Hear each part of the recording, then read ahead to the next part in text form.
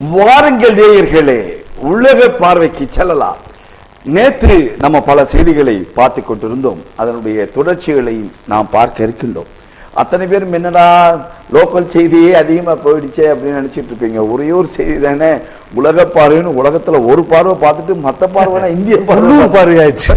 இந்திய பார்வை பார்த்துட்டீங்களேப்பா, கடைசியில யாசிர் அரபாத் சொன்னதையும் அமான்லா சொன்னதையும் நிறைவேற்றுறீங்களா அப்படிங்கிற கேள்வி வரும். அடுத்த செய்திக்கு நாம் செல்வோம். பாகிஸ்தானுடைய முன்னாள் அதிபராக இருந்த ஆசிஃப் அலி சர்தாரி ஊழல் வழக்கிலிருந்து விடுபட்டிருக்கிறாராம். ஊழல் மன்னர்கள், இந்த மன்னர்கள் எப்படித்தான் ஊழல் வழக்கிலிருந்து விடுபடுறாங்களோ தெரியல. அந்த நாடே ஏழை நாடு. அநியாயத்துக்கு உங்களுக்கு கையில பட்டுட்டு படாத பாடுபட்டுக்கிட்டு இருக்கியா. அந்த நாடு படுற பாடு இருக்குதே. இப்ப நவாஸ் ஷெரீப் போய் டம்மு டம்மு டம்மு டம்னு வச்சுக்கிட்டு இது பண்ணிட்டு இருக்கிறாரு. இது ஒரு பக்கம் நடந்து கொண்டிருக்கிறது என்றால், ஆனால் இதற்கிடையில ஒரு நல்ல செய்தி வந்திருக்கிறது. நல்ல செய்தின்னு சொல்றதை விட பான் கி மூன் என்ன சொல்லி இருக்கிறார்னா, காஷ்மீரை வைத்து தான் இந்தியாவுக்கும் பாகிஸ்தானுக்கு இடையில பிரச்சனை இருக்கிறது. அந்த பிரச்சனையை இரண்டு பேரும் உட்கார்ந்து பேசுங்க. உட்கார்ந்து பேசினாதான் தீர்வு காண முடியும். ஏன்னா முதல்ல செயலாளர்கள் ரீதியிலே அந்த பேச்சுவார்த்தை தொடர்ந்தது.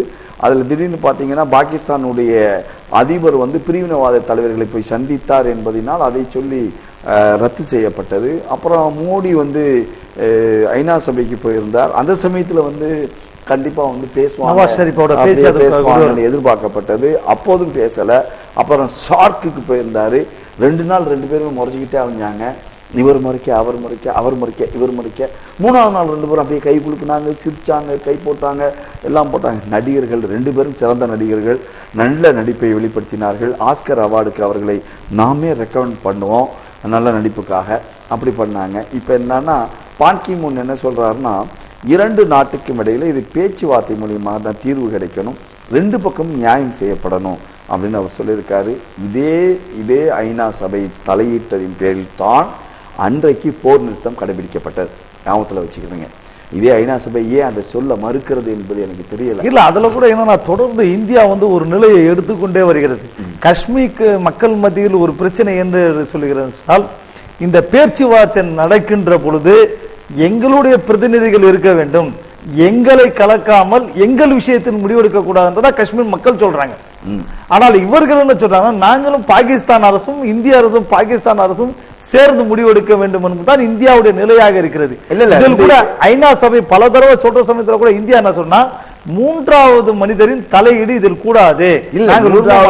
தலையீடு என்று அவர்கள் சொல்வது அமெரிக்காவையோ ரஷ்யாவையோ மற்ற ஐநா சபையே தான் தலையீடை அவங்க சொல்றாங்க. ஆனால் ஐநா சபை குறுக்கிட்ட போதுதான் 2 நாடுகளுக்கும் நடந்த அந்த போர் ஒரு முடிவுக்கு வந்தது.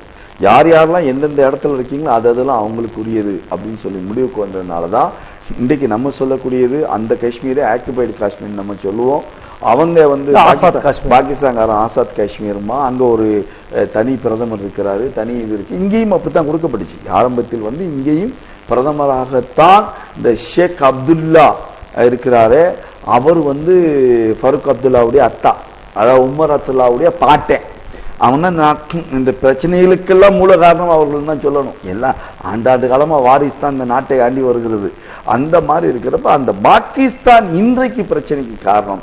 நம்ம இந்தியாவினுடைய மிகப்பெரிய ராணுவத்தை எங்க கொண்டு போய் நம்ம நிறுத்தி வச்சிருக்கோம்னா அந்த பாகிஸ்தான் எல்லையில. எதுக்காக நிப்பாட்டி வைக்கிறோம்? இந்த காஷ்மீரை காப்பாற்றி ஆகணுங்கிறதுக்கே நம்ம நிப்பாட்டி வைக்கிறோம். கிட்டத்தட்ட நம்மளுடைய ராணுவ செலவுல 33% அதுக்கு தான் செலவிடப்படுது. நம்ம நாட்டினுடைய பொருளாதாரமே அதுல சீரழின்னு தான் நம்ம சொல்லணும். இதுக்கு உட்கார்ந்து பேசுங்க ஐயா, கூப்பிட்டு உட்கார்ந்து பேசுங்க. சாதாரண நிலப்பரப்புக்கு நடக்கின்ற சண்டையில பல்லாயிரக்கணக்கான உயிர்கள் கொல்லப்படுகிறார்கள். அவர்கள் என்னுடைய ராணுவ வீரனாக இருந்தாலும் சரி, அவன் என்னுடைய முஸ்லிம் சகோதரனாக இருந்தாலும் சரி, எந்த பக்கம் கொல்லப்பட்டாலும் அது மனித உயிர்கள். அந்த மனித உயிர்கள் பழிவாங்கப்படுகிறது. இது கண்டிப்பா பேச்சுவார்த்தைக்கு தீர்வு காண முடியும். அவர் என்ன சொல்றார் பான் கி மூன், நான் ஐநா சபையா வரல, பான் கி மூனாக வருகிறேன். நான் உங்களுக்கு இடையில நான் பேசட்டா. ஆனா 2 நாடுகளுக்கு அந்த போர் நிறுத்தத்தப்ப ஐநா சபை என்ன சொல்லிச்சுன்னா, இந்த காஷ்மீர் மக்கள் மத்தியில நீங்க யாரோடு இணைகிறீர்கள் அல்லது தனியாக இருப்பீர்களா அப்படின்னு சொல்லி ஒரு வாக்கெடுப்பு நடத்தும். 20 ஆண்டுகள் சென்ற பின்பு அந்த ஒரு வாக்கெடுப்பு நடத்துவோம் அப்படின்ற உறுதிமொழியின் அடிப்படை தான் அந்த போர் நிறுத்தம் ஏற்பட்டது. 20 ஆண்டுகளுக்கு பின்பு அது நடத்தப்படும் சொல்லி இன்னைக்கு நடத்தப்படும். அதற்கான எண்ணமே 2 நாட்டு மத்தியிலும் கிடையாது. இதில் மாட்டிக்கொண்டு முடிப்பவர்கள் இந்த காஷ்மீர் மக்கள். காஷ்மீர் மக்களுடைய உண்மையான லெவல் என்னங்கிறது உண்மையிலேயே பாத்தீங்கன்னா பாகிஸ்தான் நிம்மதியா இல்லை, அது வேற கதை. அது ஆசாத் காஷ்மீர் அவன் சொல்றானே, அந்த காஷ்மீர்ல அந்த மக்கள் நல்லா இருக்காங்க, நிம்மதியா இருக்காங்கன்னா அப்படி ஒண்ணும் கிடையாது. இந்தியாவில் இருக்கக்கூடியதில் நிம்மதியா இருக்கிறார்கள். ஆனால் இந்தியாவிலும் இராணுவ ரீதியாக எடுக்கின்ற நடவடிக்கையினால் அந்த மக்கள் நம்மை விட்டு வேறுபட்டு நிற்கிறார்கள். இராணுவம் கொஞ்சம் இணக்கத்தை காட்டினால் அந்த மக்கள் இன்னும் இணக்கமாக இந்தியாவோடு இருப்பார்கள் என்பது உண்மை. ஏன்னா இப்ப கூட காஷ்மீருடைய தேர்தல் நடந்திருக்கிறது, எதிர்பாராத அளவுக்கு பெர்சன்டேஜ் விழுந்திருக்குது. கிட்டத்தட்ட 76% ஓட்டுகள் வாக்குப்பதிவு நடந்திருக்கிறது. ஜார்க்கண்டில் இல்லாத அளவுக்கு காஷ்மீரில் வாக்குப்பதிவு நடைபெற்றிருக்கிறது என்பதை எல்லாம் பார்க்கின்ற போது இன்னும் இந்தியாவின் மீது அந்த மக்கள் நம்பிக்கை வைத்திருக்கிறார்கள். அந்த நம்பிக்கையை இன்னும் பலப்படுத்துவதற்கு நாம் என்ன செய்ய போகிறோம் என்பதை சிந்தனை செய்து பார்க்க வேண்டும். தயவு செய்து ரெண்டு பக்கமும் இதை வைத்துக் கொண்டு பந்தாக நீங்கள் விளையாட வேண்டாம். உங்களுடைய அரசியல் அரசியல் காய்களாக அந்த காஷ்மீர் மக்களை நகர்த்த வேண்டாம். அந்த பக்கம் நகர்த்துறாரு. நவாஸ் ஷெரீஃபுக்கு ஏதாவது பஞ்சாயத்துனா உடனே காஷ்மீர் பிரச்சனை, இந்த பக்கம் மோடிக்கு ஏதாவது பிரச்சனை, மன்மோகன் சிங்க்கு ஏதாவது பிரச்சனை, உடனே காஷ்மீர் பிரச்சனை. ஆனா உங்க இரண்டு பேருக்கும் அரசியல் தீர்வை அல்லது அரசியல் ஆதாயத்தை உங்களுக்கு இது தந்து கொண்டிருக்கிறது. இறைவன் அந்த மக்களை பாதுகாக்க வேண்டும். ஒட்டுமொத்த தீர்வும் வந்துவிடும். இந்தியா மிகப்பெரிய அளவிலே ஒரு அற்புதமான வல்லரசாக நல்லரசாக மாறிவிடும்.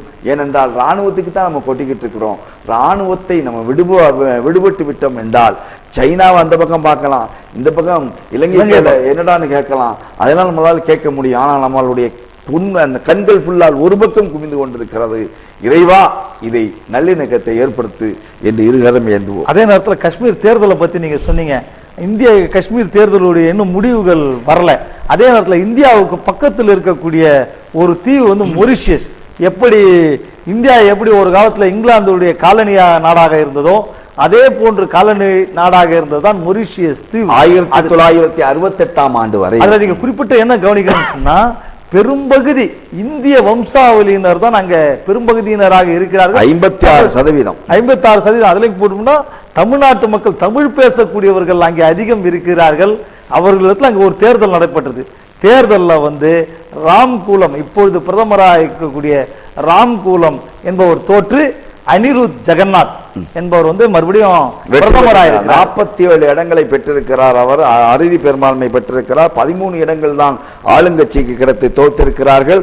62 இடங்கள்ல 47 சாதாரண அளவல்ல, அறுதி பெரும்பான்மை அது அந்த அளவுக்கு பெற்றிருக்கிறார். இவர் ஏற்கனவே வந்து அனிதுருத் வந்து ஏற்கனவே பிரதமராக இருந்திருக்கிறார். கிட்டத்தட்ட 3 தடவை பிரதமராக இருந்தவர், ஜனாதிபதியாக வந்தவர், ஆரோக்கியமாக இருக்கிறார். ஆனால் வந்து பாருங்க, ராம்கூலம் வந்து உடனே சொல்லியிருக்காரு, நான் மக்களுடைய தீர்ப்புக்கு நான் வந்து ஏற்றுக்கொள்கிறேன், மக்கள் என்ன முடிவெடுத்திருக்கிறார்கள் கட்டுப்படுகிறேன் இருக்காரு. அதே போல அவர் என்ன சொல்லியிருக்காருன்னா, எவ்வளவு பெரிய பொருளாதார ஒரு பெரிய முன்முயற்சியை, இரண்டாவது பொருளாதார புரட்சியை நான் செய்ய போகிறேன்னு சொல்றாரு. ஏதாவது ஒண்ணு நடக்கட்டும்யா, எங்க பார்த்தாலும் ஒரே புரட்சி மயமா தான் இருக்குது. இந்தியாவில் மட்டும்தான் படுத்து தூங்கிட்டு இருக்கிறாங்க. ஒரு ஆளுக்கும் கூட ஒரு உணர்வு கூட வர மாட்டேங்குது. வந்தா என்ன செய்ய? தமிழ்நாட்டில் பாத்தீங்கன்னா மின்சார கட்டணம் உயர்வுங்கிறான். என்னடா மின்சார கட்டணம் 15% உடனடியாக வந்ததுங்கிறான். கேட்கறதுக்கு தாரியே இல்லை. யாரு கேட்பா? யாரும் கேட்க முடியாது. எப்போதும் போல அறிக்கை வெளியிடுவார்கள். எதிர்கட்சி தலைவர்கள் அறிக்கை வெளியிட்டார்கள். இப்போ திடீர்னு ஸ்டாலின் என்ன சொல்லி, குறிப்பா பாத்தீங்கன்னா இந்த அதிமுக அரசு ஏற்பட்டதுக்கு பிறகு இந்த 2.5 வருஷ காலத்துல 3வது முறை இது உயர்த்தப்பட்டிருக்குது. 3 முறை உயர்த்தப்பட்டிருக்கிறது. ஸ்டாலின் என்ன சொல்லியிருக்காரு, நாங்கள் போராட்டம் நடத்துவோம், திருப்பி பெறவில்லை என்றால் போராட்டம் நடத்துவோம். நீங்க என்ன போராட்டம் நடத்தி என்ன செய்ய போறீங்க? நாங்க எப்பவும் மாதிரி தான் அங்கே இருப்போம். பால் விலையை உயர்த்தணும், நீங்க போராடணும். நீங்க பார்த்தோம் நாங்க என்ன பால் விலையை குறைச்சிட்டோமா? எதையும் குறைக்க மாட்டோம், எதையுமே கூட்டிக் கொண்டிருப்போம் என்ற ரீதியில் சென்று கொண்டிருந்தால் நம்ம இந்த முதலமைச்சருக்கு சொல்ல வேண்டியது இருக்குது. இன்னும் 1 வருஷம் தான் உங்களுக்கு ஆட்சி காலம் இருக்குது, 1.5 வருஷம் தான் ஆட்சி காலம் இருக்குது. பாத்துக்கிறீங்க, மக்கள் பாத்துக்கிட்டே இருப்பான். இந்த மின்சாரத்தை பத்தி சொல்ல வேண்டிய இருக்குது. சென்ற திமுக அரசு தோற்றுவதற்கு ஒரு காரணம் என்ன என்று சொன்னால், அந்த நேரத்தில் தொடர்ச்சியான மின்வெட்டு. மக்கள் வந்து மின்சாரத்தையே பார்க்கறதுக்கு ரொம்ப கஷ்டப்பட்டாங்க. மின்சாரம் வந்தா போதும், தொழில் நடத்துவதற்கும் வீட்டில் விளக்கெரிப்பதற்கும் மின்சாரம் கிடைக்கணும், மின்வெட்டு தொடர்ச்சியா இருக்கிறது அப்படி என்பதற்காகத்தான் அப்போ திமுக அரசை தோற்கடித்தார்கள். இப்பொழுது இந்த விலையேற்றம் என்பது வந்து உங்களுக்கு ரிவர்ஸ் ஆகிடக்கூடாது. மின்சாரத்துடைய விலையேற்றத்தை நினைச்சா தொட்டாசு ஷாக் அடிக்கின்றாங்க. இந்த விலையேற்றத்தை கேட்டாவே ஷாக் அடிக்குது மக்களுக்கு. ஆனா ஒரு பக்கம் அடிக்குதோ இல்லையா, யாரு 100 யூனிட்னா இவ்வளவு, 200 யூனிட்னா அவ்வளவு, 300 யூனிட்டா நீ செத்த, 500 யூனிட்டா நீ மொத்தமா காலி, உனக்கு குழி தோண்டி நாங்க போச்சிருவோம் அப்படின்னு புதைச்சிக்கிட்டு இருக்கிறாங்க. நாடு போற போக்கு சரியில்லையா, வாடகைக்கு வீடு கிடைக்க மாட்டேங்குது. அப்படியே வாடகைக்கு வீடு கிடைச்சா மண்ணடி மாதிரி ஏரியாக்கள்லாம் ஒரு ரூமு ஒரு ஹாலு எம்புட்டியா 10,000 ரூபா தாங்கலாம். ஏண்டா எல்லாம் கார்பரேட் வந்திருக்கானுங்க அப்படிங்கிறான். இந்த கார்பரேட் எல்லாம் இப்ப துண்டக்கான துணியக்கான போயிட்டு இருக்கலாம். அடுத்து 2வது தொழிற்சாலை மூடப்பட்டு விட்டது. என்ன, அடுத்து 7,000 பேருக்கு வேலை இழப்பு. நோக்கியா முதல்ல மூடப்பட்டது, இப்போ ரான்டெல்லாம் அந்த கம்பெனி மூடப்பட்டிருக்கிறது. இப்போ 2 நாளைக்கு முன்னாடி அந்த கம்பெனி மூடப்பட்டு எல்லாமே பிரச்சனைக்குரியதாக ஆகிக்கிட்டே இருக்குது. எந்த அளவுக்கு போக போதே தெரியல. ஐடி ஃபீல்டு ஏற்கனவே விழுந்து கிடக்குது. இதுமே வாடகையை ஏத்துறீங்க, அது ஒரு ஷாக் அடிக்குது, இது ஒரு ஷாக் அடிக்குது. சென்னையிலே இருக்கக்கூடாதா அப்படிங்கிற அளவுக்கு ஆக்கி விடாங்கயா அப்படின்னா, ஹைகோர்ட் உத்தரவுக்கு இணங்கி ஹைகோர்ட் ஒண்ணு இருக்குதான். எங்கடான்னு பாத்தீங்கன்னா, இந்த ஹைகோர்ட் இங்கன்னு நினைச்சிடாதீங்க, நம்ம ஹைகோர்ட்லயும் ஒரு நல்லது நடந்துச்சு. அது ஒண்ணு பாத்தீங்களா, ஹைகோர்ட் வாசல்லே ஒரு பெரிய கோவில் ஒண்ணு இருக்குங்க. எம்ஜிஆர். ஆமா, எம்ஜிஆர். ஆமா, உடம்பு சரியில்லாத நேரத்துல ஏற்படுத்தப்பட்ட அந்த கோவில் அது. அந்த கோவில் பல கிட்டத்தட்ட எம்ஜிஆர்னா 84ன்னு வச்சுக்கிட்டீங்களா, 20 வருஷம் ஆகி போச்சு. 20 வருஷம் அந்த கோவில் அதை இந்த டிராபிக் ராமசாமின்னு ஒருத்தர் இருக்கிறார் இல்லையா, அவர் வழக்கு போட, அந்த வழக்கு நீண்ட நாளா நடந்து முதல்லயே அப்புறப்படுத்த சொல்லி ஹைகோர்ட் உத்தரவிட அப்புறப்படுத்தப்படாமல் இருந்து மீண்டும் ஹைகோர்ட்ல நீங்கள் அவமதிப்பு வழக்கு போட்டு அது போட்டு ராத்திரியா இடிச்சு தள்ளிட்டு போயிட்டாங்க. அது வழிபாட்டு தலங்கள்ங்கிற ரீதியில ஏன் விடக்கூடாதா அப்படின்னு சொன்னா, அது வழிபாடு நீங்க மக்களுக்கு பொதுமக்களுக்கு இடையூறாக இருந்தால் அதை எடுத்துத்தான் ஆக வேண்டும் அப்படின்னு சொல்லி அதை நம்மளும் வரவேற்போம். ஏன்னா நீங்க இந்த திருச்சியில கூட இன்னும் இருக்குதுங்க, இந்த டோல்கட்டு பக்கத்துல பாத்தீங்கன்னா, டோல்கட்டு அங்க இருந்து அந்த வெளியில உள்ள டோல்கட்டு இல்ல, திருச்சிக்குள்ளேயே டோல்கட்டுன்னு இருக்கு. அந்த ஏரியால பாத்தீங்கன்னா ஒரு பெரிய சமாதி ஒண்ணு இருக்குங்க. அந்த சமாதியை எப்ப எடுக்க போறீங்கன்னு சொல்லுங்க, நம்மளாம் சேர்ந்து கூட எடுப்போம். ஏன்னா இது பொதுமக்களுக்கு இடையூறாக இருக்கின்ற எதாக இருந்தாலும் எடுக்க வேண்டும். அதே மாதிரி யாரு இடையூறு படுத்தினாலும் சரி, ஆக்குபைங் செய்யுதான் சரி, அதை எடுங்க, அப்புறப்படுத்துங்க. அது சட்ட ரீதியா படுத்துங்க, அதுக்கு மத ரீதியான ஒரு கலரை பூச்சிடாதீங்க அப்படிங்க நம்ம சொன்னோம்னா. ஹைகோர்ட் தீர்ப்புல இன்னொரு விஷயம், நீ ஒரு நல்ல விளைவு ஏற்படுத்துற ஒரு தீர்ப்பை சொன்னீங்க, இன்னொரு தீர்ப்பை பத்தி நம்ம கவனத்துல கொள்ள வேண்டியிருக்கு. என்னன்னா, மதுவினால நிறைய விபத்துகள் ஏற்படுகிறது, மது சாப்பிட்டுட்டு வண்டிகளை போறாங்க, அதனால விபத்துகள் ஏற்படுது, உயிரிழப்பு ஏற்படுது அப்படின்னு சொல்லி ஒரு பொதுநல வழக்கு ஹைகோர்ட்ல போட்டாங்க. உடனடியாக மதுக்கடைகளை எல்லாம் மூட வேண்டும், மது விலக்கை அமல்படுத்த வேண்டும் சொல்லி போட்டோம்னா, நீதிபதிகள் தீர்ப்பு சொல்லி இருக்கிறாங்க, மதுக்கடைகளை நடத்துவது, இந்த வருமானம் வாங்குவது அரசுடைய கொள்கை முடிவு, இதுல நாங்க தலையிட முடியாது அப்படின்னு சொல்லி தீர்ப்பு சொல்லி இருக்கிறாங்க. கவர்மெண்ட் நடக்காதுன்னு இருக்காங்க. ஐயா வேற ஒண்ணும் இல்லையா, அது ஷார்ட்டா சொல்லணும்னா, நாங்க எப்படி கவர்மெண்ட் நடத்துறது, எல்லாத்தையும் குடிக்க வச்சு தான் நாங்க கவர்மெண்ட் நடத்துறோம். ஒரு பக்கம் அப்பனுக்கு தண்ணியை வாங்கி கொடுக்குறோம், ஒரு பக்கம் பிள்ளைக்கு என்ன பண்றோம், பகல் உணவு போடுறோமா, சத்துணவு போடுறோமா, முட்டை கொடுக்குறோமா, அவிச்ச முட்டை கொடுக்குறோமா, எல்லா காய்கறியும் இப்ப பிசைஞ்சு எல்லாத்தையும் போட்டு, என்னங்க அது குறிஞ்சியா பிரிஞ்சி குருமா கொடுக்குறோமா. இதெல்லாம் யாரு கொடுப்பா, எப்படி கொடுக்க முடியும்? உங்க அப்பன் தண்ணி அடிச்சா உனக்கு பிரிஞ்சி குருமா, நீ அப்பன் தண்ணி அடிச்சா உனக்கு முட்டை, அப்படி நாங்க கொடுக்குறோம்ல. இதெல்லாம் எங்க இருந்து வரும், எப்படி வரும்? தண்ணி அடிச்சா தனியா வரும், தண்ணி அடிக்காம இருந்தா எப்படி வரும்? நீதிபதியே போய் சொன்னா அவரே ஈவினிங் ஆனா 6 மணிக்கு எப்படி இருக்காரோ நமக்கு தெரியல. இதுல இன்னொரு விஷயத்தையும் பார்க்கணும், இது அரசுடைய கொள்கை முடிவா, இந்த மது விலக்கு அமல்படுத்துவது போது இதுல ஹைகோர்ட் தலையிட முடியாதான் அப்படின்னு சொன்னா, மக்களுக்கு இடஒதுக்கீடு வழங்குவது கூட அரசுடைய கொள்கை முடிவு தானே. அதுல எப்படி உயர் நீதிமன்றம் தலையிடுறீங்க, ஹைகோர்ட் தலையிடுறீங்க, ஏன் கொடுத்தீங்கன்னு ஏன் கேள்வி கேட்கறீங்க அப்படின்னு நிறைய கேள்வி, நல்ல கேள்விகளா இருக்கு. ஆனா ஒன்ன சொல்லிக்கொள்வோம், மது விலக்கு உடனே அமுல்படுத்துக, அது எத்தனாயிரம் கோடி உங்களுக்கு வந்தாலும் சரி தூக்கி போடுங்க. இந்த கிரனைட்ல கொள்ளடிச்சு வச்சிருக்கானுங்க பாருங்க, அதையெல்லாம் கவர்மெண்ட் எடுத்து வில்லுங்க. அப்படி வித்தீங்கன்னு வைங்க, அதை விட பல்லாயிரம் கோடி கணக்கான ரூபா உங்களுக்கு லாபம் கிடைக்கும்யான்னு சொன்னா, இப்போ வந்துருவோம். ஹைகோர்ட் எங்க ஹைகோர்ட் உத்தரவிட்டுச்சு, முதல்ல ஹைகோர்ட் ஆரம்பிச்சீங்க இல்லையா, எந்த ஹைகோர்ட்யான்னு கேட்டா ஹாங்காங் ஹைகோர்ட். ஹாங்காங் என்னன்னு ஞாபகத்துல வச்சுக்கிறீங்க, 1996ஆம் ஆண்டு வரை 97ஆம் ஆண்டு வரையிலும் ஹாங்காங் யார் கூட இருந்துச்சுன்னா அவங்க வந்து ஒரு தனி காலனி நாடு. அது வந்து பிரிட்டிஷை சார்ந்திருந்தது. பிரிட்டிஷ் தான் அதனுடைய ஆட்சி அதிகாரத்தில் இருந்தது. அந்த இது நினைச்சுன்னா 97க்கு அப்புறம் சைனா வச்சுக்கப்பா அப்படின்னு கொடுத்துட்டு போக சைனா ஆட்சியாளர்களாக அவர்கள் வந்தாங்க. 2017 மீண்டும் தேர்தல் நடக்க வேண்டும். 20 வருஷம் கழிச்சு இந்த தேர்தல் நடக்க வேண்டுங்க. அந்த தேர்தல் நடக்கின்ற போது நீங்கள் யாரை தேர்ந்தெடுக்க விரும்புகின்றீர்களோ அவர்களை தேர்ந்தெடுங்கன்னு சொல்லி தான் ஒப்பந்தங்க. ஆனா இப்ப என்ன சொல்றாங்க, சைனா நாங்க யாரை வேட்பாளர் நிறுத்துறோமோ அவனை தான் போடணும். இன்னும் நீனா போட்டுருவியா? அதாவது என்ன சொன்னா, ஹாங்காங் சுதந்திரமா போலாமா இல்ல ஹாங்காங் ஆட்சி செஞ்சுக்கலாமா அப்படின்னு தீர்மானிக்கிறதுக்கு தேர்தல்.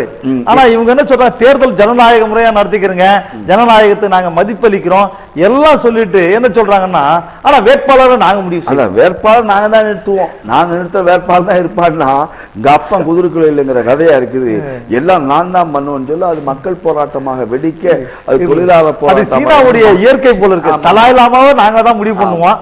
இதே மாதிரி பிரதமரையும் ஹாங்காங்குடைய வேட்பாளர் நாங்க தான் முடிவு பண்றோம் அப்படின்னு சொல்றாங்க. அதான் நீங்க பிரம்மாண்டமான அளவுக்கு வந்து மக்கள் போராட்டம் வெடிக்க மாணவர்கள் போராட, மாணவன் என்ன செஞ்சுட்டான், இந்த போராட்டம்லாம் அவன் கத்திக்கலாம் இல்லை, அவன் பாட்டுல டென்ட்டை கொண்டு வந்து போட்டான் ரோட்ல, அவன் உள்ளுக்குள்ளே இருந்தான், உள்ளுக்குள்ளே படிக்க ஆரம்பிச்சான், உள்ளுக்குள்ளே சமைச்சான், உள்ளுக்குள்ளே சாப்பிட்டான், உள்ளுக்குள்ளே இது பண்ணான் எல்லாம். கடைசியில வந்து கோர்ட்டு என்ன ஆர்டர் பண்ணிச்சுன்னா உடனே 3 நாட்கள் காலி பண்ணலாம், அவ்வளவுதான், இதெல்லாம் வந்து சட்டவிரோதம் அப்படின்னு சொல்லி காலி பண்ண சொல்ல வேற வழியே இல்லாமல் சட்டத்தை மதித்து அந்த மாணவர்கள் வெளியேறுகின்ற போது கண்ணீரோடு வெளியேறுகிறார்கள். இது என் சொந்த வீடாக பார்த்து விட்டேன், 3 மாதம் இங்கே நான் வாழ்ந்து விட்டேன், ஆனாலும் இங்கே புரட்சி வெடித்தே தீரும் என்ற ரீதியிலே பார்த்திருக்கிறார்கள். கண்டிப்பாக ஹாங்காங்கை பொறுத்த மாத்திரத்திலே நிறைய விஷயங்கள் சொல்ல வேண்டியது இருக்கிறது.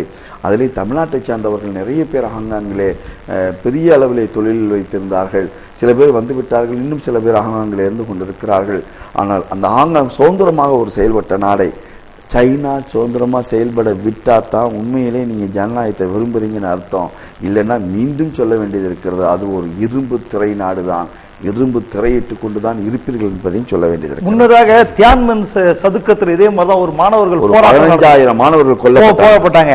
அந்த போராட்டம் தான் உலக அரங்கில் சைனாவுடைய பேரை வந்து ரொம்ப இது கீழான நிலைக்கு கொண்டு போச்சு. அதுக்கப்புறம் இந்த போராட்டம் நடத்திருக்கிறாங்க. அதே சீனாவில தான் எப்படி புரட்சியாளர்கள் முன்னோடியாக கருதப்படுகிற கியூபாவுடைய ஃபெடல் காஸ்ட்ரோக்கு வந்து அமைதிக்கான கன்ஃபியூஷியஸ் விருது வந்து கொடுத்திருக்கிறாங்க. எப்படி உலக அளவுல அமைதிக்கான நோபல் பரிசு கொடுக்கிறாங்களோ அப்படி ஒரு விருதை சைனா ஏற்படுத்தி இருக்கிறது. அதுக்கு வந்து சைனாவுடைய தத்துவ ஞானியான கன்ஃபியூஷியஸ் பேரை வச்சிருக்கிறாங்க. கன்ஃபியூஷியஸ் பேர்ல அந்த அமைதி விருது கொடுக்கிறாங்க. அதற்கு ஃபெடல் காஸ்ட்ரோ கியூபாவுடைய முன்னாள் பிரதமர், புரட்சியாளர், அந்த மிகப்பெரிய அளவிலே அமெரிக்கா என்ற ஒரு வல்லரசை தன்னுடைய விரல் நுனிகளில் வைத்து ஆட்டி காமித்தவர், இன்றைக்கும் ஆட்டிக்கொண்டு இருப்பவர். 85 வயது ஆகிவிட்ட பின்பு நான் அரசியலிருந்து விடுபட்டுக் கொள்கிறேன், எனக்கு அந்த நாற்காலி சுகம் தேவையில்லை என்று 3 வருடங்களுக்கு முன்னாடியே விலகி கொண்டவர். ஆனா இன்னைக்கு 92 வயசாயும் சில பேர் இன்னும் நாற்காலி விட மாட்டேங்கிறாங்க. பாவம் ஸ்டாலின் கவலைப்பட்டு இருக்கிறார் ஒரு பக்கம். இப்படி நாற்காலி விடாம பிடிச்சிட்டு இருக்கக்கூடியவங்களுடைய எண்ணிக்கை கூடிக்கொண்டிருக்கிறது. ஆனால் தெளிவா அந்த மனுஷன் வந்துட்டார் இல்லையா. அவர் வந்து அந்த நோபல் பரிசுக்கு ஈக்குவலான பரிசுன்னு சொல்லி 2010 தான் ஆரம்பிச்சு கொடுக்குறாங்க, சைனா கொடுக்குது. அந்த அவர் பரிசை வாங்குறதுக்கு நேரம் வரல, அவர் மாணவர் அவருடைய உடம்பு சரியில்லாத காலத்துல முதுமையான ஒரு நிலையில இருக்கிறார். எப்படி சொன்னா அமெரிக்காவிலிருந்து உலக நாடுகளும் அமெரிக்கா அச்சுறுத்தி இருக்குது. அமெரிக்காவிலிருந்து 100 கிலோமீட்டர் தூரத்துல உட்கார்ந்து அமெரிக்காவுக்கு அச்சுறுத்தலாக சாதாரண மைக்ரோ பாயிண்ட் இருக்கக்கூடிய ஒரு நாடு, அந்த நாடு வந்து அச்சுறுத்துகிறது என்றால் அதற்கு காரணம் தெளிவான எண்ணம் அவர்களுக்கிடம் என்று. ஒரு பக்கம் பார்த்தால் இந்தியாவு பொருளாதாரத்தில் முன்னேறினா, ஐநாவினுடைய பொருளாதார சபை சொல்கிறது 2016 என்ன ஆயிரும்னா 6.3% இந்தியாவினுடைய பொருளாதாரம் வந்து விடுவாம், சுபிச்சம் அடைந்து விடுமாம். அதற்காக உடனடியாக இப்ப மோடி அவர்கள் வந்து இப்பதான் ஒரு 2 நாள் தான் ஊர்ல இருக்காரு, மறுபடி பறந்து விடுவார். மன்மோகன் சிங்கை விட நாடை அதிகமாக பார்த்த ஒரு பிரதமர் என்ற பெருமை மோடி அவர்களுக்கு குறைந்த காலத்தில், குறிப்பிட்ட ஒரு 4 மாசம் கூட ஆகல, அதுக்குள்ள ஒரு 46 நாடு பார்த்தாச்சு. இனிமே எத்தனை நாள் நம்ம பார்க்க போறோம்னு தெரியல. தொடப்பத்தை எடுத்துக்கிட்டு போறாரான்னு தெரியல, கூட்டுறதுக்கு எடுத்துட்டு போறாரா கேட்கணும். ஃபிளைட்ல எதுவும் கொண்டு போய் அந்தந்த நாட்டில் கூட்டி விடுறாரான்னு தெரியல. ஆஸ்திரேலியாவுக்கு போறாரு, ஆஸ்திரேலியாவில் போறோம், திடீர்னு பார்த்தா அவர் கார் வந்து ரோட்ல நிக்குது. அப்படியே அப்படியே ஸ்டாண்ட் பையா கேமரா இருக்குது. திடீர்னு அவர் இறங்கி டான்னு வர்றாரு, ரோட்டை கிராஸ் பண்ணி வர்றாரு. ஒரு அம்மா பிள்ளைய வச்சுட்டு நிற்குது. அந்த அம்மாட்ட பிள்ளைய கொஞ்சிட்டு அப்படி கேமரா பார்த்து அப்படி கையாச்சிட்டு அப்படியே போறாரு. ஒரு கேமராக்கே அலையக்கூடிய ஒரே பிரதமர் நம்ம பிரதமர் தாயா, நம்ம பிரதமர் தாயா. செல்ஃபில வேற போட்டோ எடுத்து செல்ஃபில அவரே எடுத்து அவரே போட்டுக்கிறாரு. என்னன்னே தெரியல போங்க. இதுல இன்னொன்னு என்னன்னா, அரசியல்வாதி தான் சொல்றாங்க நாங்கள் ஆட்சிக்கு வந்தால் பாலாறு ஓடும் தேனாறு ஓடும் சொல்றாங்க. இப்போ ஒரு அறிக்கையை காட்டி இத பாத்தீங்களா நாங்க வளர்ந்துட்டு இருக்கிறோம் அப்படின்னு சொல்றாங்க. நம்மளும் நம்புவோம் பாலாறு தேனாறு ஓடி நம்பி ஏமாறுறது தானே இந்திய நாட்டு மக்கள். 100 நாட்கள்ல நாங்கள் கருப்பு பணத்தை கொண்டு வருவோம், சுவிஸ்ல இருந்து கொண்டு வந்துருவோம் அப்படின்னாங்க. வர்றதுக்கு முன்னாடி என்ன சொன்னாங்க? 55,000 கோடி, 55,000 இல்ல 1,25,000 கோடி இது கருப்பு பணம் இருக்குது அப்படின்னாங்க. இப்ப என்னடா 4,767 கோடி தான் இருக்குதான். பாக்கி உள்ளதெல்லாம் எங்கடா போச்சு, யாருக்கிட்டடா போச்சு, எந்த இவன் எடுத்துட்டு போனா ஒண்ணும் புரிய மாட்டேங்குதையா, என்ன செய்ய போறியோ மோடி சாப் அப்படின்னு நம்ம கேட்டுக்கிட்டே இருந்தோம்னா சர்வதேச அளவுல கச்சா எண்ணெயினுடைய விலையே கொண்டு வந்து டமால் அடிச்சு பாத்தீங்களா. மோடி சாப் வந்த உடனே டீசல் விலை குறைஞ்சிச்சு பாத்தீங்களா. நம்ம ஏற்கனவே இதுலயே சொல்லி இருக்கிறோம், அமெரிக்காவுடைய சித்து விளையாட்டு இது. ரஷ்யாவை அடிப்பதற்கு, ரஷ்யாவை இல்லாமலாக்குவதற்கு, ரஷ்யா மீது பொருளாதார தடை விதிப்பதற்கு, ரஷ்யாவுடைய கச்சா எண்ணெய்களை விற்கக்கூடாது என்பதற்காக அமெரிக்கா சவுதியோடு கைகோர்த்து கொண்டிருக்க நடத்துகின்ற நாடகம் இது. அந்த நாடகத்தினுடைய அடிப்படையில் இப்ப யார் பாதிக்கப்படுறான்னா ஈரான் பாதிக்கப்படுகிறது. ஈரானுடைய அதிபர் சொல்லியிருக்கிறார் இது மிகப்பெரிய சர்வதேச சதி என்று சொல்லியிருக்கிறார். அது உண்மையும் கூட. கச்சா எண்ணெய் விலை அப்படித்தான் குறைஞ்சிக்கிட்டு இருக்குது. ரஷ்யாவுக்கும் அவர்களுக்கும் உள்ள பனிப்போரில் பட்டுக்கொண்டு அழிவதெல்லாம் யார் என்று பார்த்தால் அரபு நாடுகள். அரபு நாடுகளுக்கு கொஞ்சம் பின்னாடி தான் கொஞ்சம் மூளையில மண்டையில உரைக்கி, அதுக்கு பின்னாடி தான் உரைக்க போதும். ஆனா எது உரைக்குதோ இல்லையா, நமக்கு டீசல் விலை குறைஞ்சு போச்சியா, அதுக்கு நம்ம சந்தோஷப்படுவோம்னு சொல்ல வேண்டியது இருக்கு. இதே நேரத்துல அமெரிக்காவுடைய சதி இப்படி இருக்குதுன்னு சொல்லி ஈரான் குற்றச்சாட்டுனா, ஏற்கனவே அமெரிக்கா மேல இன்னொரு குற்றச்சாட்டு இருந்தது. உலகத்திலே நாங்க தான் மனித உரிமையை பேணுறோம், மனித உரிமையை காப்பாற்றுவதில் முன்னணியில் நிற்கிற நாடு நாங்கள் தான் என்று மார்தட்டி வந்த அமெரிக்கா கைதிகள் விஷயத்தில் அவர்கள் மிகப்பெரிய மனித உரிமை மீறல்களை நடத்துவார். அதிலும் குறிப்பாக குவாண்டானாமா சிறைகள், இந்த மாதிரி சிறைகள்ல மனித உரிமை மீறல் நடந்ததா ஒரு குற்றச்சாட்டு அமெரிக்கா மேல தொடர்ச்சியாக மனித உரிமை ஆர்வலர்கள் வச்சுட்டு வந்தாங்க. அதனுடைய அடிப்படையில ஒபாமா ஆட்சிக்கு வந்ததுக்கு பிறகு நாடாளுமன்ற குழுவை வைத்து ஒரு விசாரணை நடத்தினார். அதில் CIA உடைய இயக்குனர் ஜான் பிரென்னன் வந்து ஆமாம் நடந்தது உண்மை, நடந்ததுதான் அப்படின்னு சொல்லி ஒப்புதல் வாக்குமூலத்தை கொடுத்து இருக்கிறார். அப்படி கொடுத்துட்டு அதுல ஒரு சமாளிப்பையும் சொல்லி இருக்கிறாரு. இந்த மாதிரிலாம் நாங்க விசாரிக்கலன்னு சொன்னா இதுல வந்து தீர்வு கிடைத்திருக்காது, உண்மைகள் வெளிவந்திருக்காது. பின்லேடனை பற்றிய உண்மைகள் எல்லாம் வெளிவருவதற்கு இந்த விசாரணை முறைதான் தங்களுக்கு பயன்பட்டதுன்னு சொல்றாங்க. நேர் எதிராக சொல்றாரு. மேம்படுத்தப்பட்ட விசாரணையினால் தான் உண்மைகள் வெளியில வந்துச்சு. அவங்கள மாதிரி தேர்ட் கிரேட் ட்ரீட்மெண்ட்னால உண்மை வெளியில வரல. பல பேர்கள் கொல்லப்பட்டதுதான் மிச்சம், பல பேர்கள் துன்புறுத்தப்பட்டது மிச்சம், பல பேர்கள் தூக்குத்தண்டனை போலி தூக்குத்தண்டனை கொடுக்கப்பட்டார்கள் அப்படிலாம் போட்டு தோடு உரிச்சு காட்டியிருக்காரு. இது எதனால தெரியுதா? 2001 செப்டம்பர் மாசம் 2001 ஞாபகம் இருக்கு இல்லையா? செப்டம்பர் மாசம் 11 ஞாபகம் இருக்கு இல்லையா? ரெட்ட கோபுரத்தில் 2 பிளைட் போய் சொருவிச்சு இல்லையா? அப்படி சொருவுறது வந்து எல்லாம் சதி செய்தார்கள், அல்கொய்தா சதி. அதை வந்து இல்ல அல்கொய்தா சதி இல்ல, வேற சதி தான், அது உள்நாட்டு சதிதான், இஸ்ரேல் செய்த சதிதான், யூதர்கள் செய்த சதிதாங்கிறது அது ஒரு பக்கம். அதுல நம்ம போக விரும்பல. அதை காரணம் காட்டி கைதிகளாக கொண்டு போய் வச்சு அடி அடி அடி அடி அடி அடின்னு நொறுக்கி அவர்களை சித்திரவதை செய்து கொலை செய்தவர்களுடைய எண்ணிக்கை இவர் 2990 தான் வந்து கொல்லப்பட்டாங்க. அதுல இவர்கள் சொல்லிக்கொண்டே கொண்டான அதனுடைய எண்ணிக்கை எங்க போகும்? ஆப்கான்ல கொண்டு போய் தேர்றேன்னு சொல்லி பல லட்சம் மக்களை கொன்னிய, அது எங்க கொண்டு போய் நிப்பாட்டுறது? ஈராக்கு கபலீகரம் செய்தாயே, அதை எங்க கொண்டு போய் நிப்பாட்டுறது? இப்படி எத்தனை லட்சம் எத்தனை கோடி மக்களை கொண்டு இருக்கிறாய். பயங்கரவாதிக்கெல்லாம் பயங்கரவாதியை, தீவிரவாதிக்கெல்லாம் தீவிரவாதியை. உனக்கு ஒன்று வராதா? இறைவன் பார்த்து கொண்டிருக்கிறான். காலச்சக்கரத்தை அவன் நான் மாறி மாறி சொல்ல செய்கிறான். கண்டிப்பாக அவன் சுழற்றுகின்ற போது நீ இல்லாமலாக்கப்படுவாய். இன்றைக்கு புஷ் வந்து இருக்க முடியாது, பிளாக் புஷ் மிஸ்டர் ஒபாமா இனிமே இருக்க முடியாது. ஜேக்கப் புஷ் வந்து ரெடி ஆயிட்டாரு, அடுத்த சீட்டுக்கு அவர் ரெடி ஆயிட்டு இருக்கிறார். ஆனால் காலம் பார்த்து கொண்டுதான் இருக்கிறது, மக்கள் பார்த்து கொண்டுதான் இருக்கிறார்கள். அமெரிக்க அந்த மக்களை உனக்கு எதிராக எழுந்து நிற்பார்கள். அப்போது அந்த ஆட்சி அதிகாரம் தவிடுபடியாக ஆகக்கூடிய நாட்கள் வெகு தூரத்தில் இல்லை என்பதையும் ஒரு எச்சரிக்கையோடு நாம் சொல்லி, உலக நாடுகள் எல்லாம் இந்த நாடாளுமன்ற அறிக்கை வந்ததுக்கு பிறகு அமெரிக்கா உலக நாடுகள் எல்லாம் பயங்கரமாக கண்டித்து இருக்கிறது. குறிப்பாக ஆப்கானிஸ்தானுடைய அதிபர் அஷ்ரப் கனி இதுல தெளிவா சொல்லி இருக்கிறாரு, இந்த நடைபெற்ற அத்துணை விசாரணை முறைகளும் சட்டத்திற்கு புறம்பானவை என்பதை பகிரங்கமாக செய்தியாளர்கள் அவர் சொல்லியிருக்கிறாரு. ஈரான், சீனா போன்ற நாடுகளும் இந்த கண்டனத்தை பதிவு செஞ்சிருக்கிறாங்க. ஆனா அமெரிக்காவில் இந்த மாதிரி நடக்குதுன்னு சொன்னா அமெரிக்கா சொல்லுது வடகொரியாவில் கைதிகளிடத்துல மனித உரிமைகள் பேணப்பட மீறல் நடக்கிறது. நீ சொல்றதுக்கு என்னடா, உனக்கு என்னடா அதிகாரம் இருக்கு, உனக்கு என்ன அருகதை இருக்கு, நீ யாரா சொல்றதுக்கு அப்படின்னு நம்ம கேட்க தோணலாம். சீனாவில் பார்த்தீங்கன்னா, சீனா சமீபத்தில் ரொம்ப அநியாயம் பண்ணிக்கிட்டே இருக்குது.